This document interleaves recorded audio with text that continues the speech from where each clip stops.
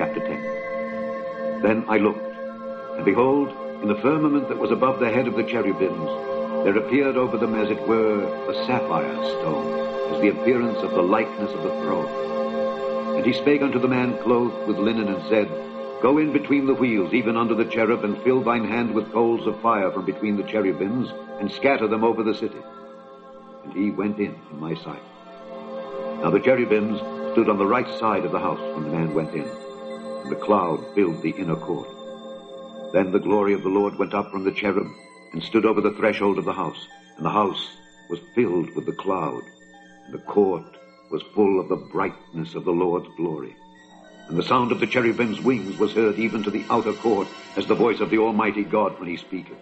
And it came to pass that when he had commanded the man clothed with linen, saying, Take fire from between the wheels, from between the cherubims, then he went in and stood beside the wheels. And one cherub stretched forth his hand from between the cherubims unto the fire that was between the cherubims, and took thereof, and put it into the hands of him that was clothed with linen, who took it and went out. And there appeared in the cherubims the form of a man's hand under their wings. And when I looked, behold, the 4 wheels by the cherubim, one wheel by one cherub, and another wheel by another cherub. And the appearance of the wheels was as the color of a beryl stone. And as for their appearances, they 4 had one likeness, as if a wheel had been in the midst of a wheel. When they went upon their 4 sides. They turned not as they went, but to the place whither the head looked, they followed. They turned not as they went. And their whole body, and their backs, and their hands, and their wings, and the wheels were full of eyes round about, even the wheels that they 4 had. As for the wheels, it was cried unto them in my hearing, O wheels! And every one had 4 faces.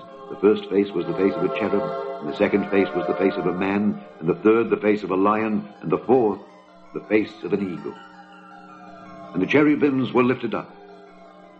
This is the living creature that I saw by the river of Chebar. And when the cherubims went, the wheels went by them. And when the cherubims lifted up their wings to mount up from the earth, the same wheels also turned not from beside them. When they stood, these stood. And when they were lifted up, these lifted up themselves also.